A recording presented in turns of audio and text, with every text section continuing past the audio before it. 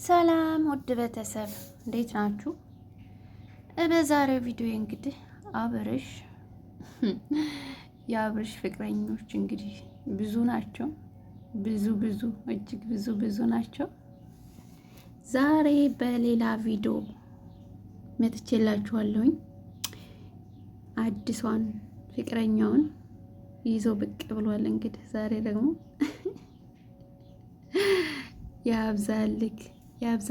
ያብዛልክ ነው የሚባለው። ሌላ ምን ይባላል? ኧረ ወይኔ! እና ቤተሰብ ምን ተሰማችሁ?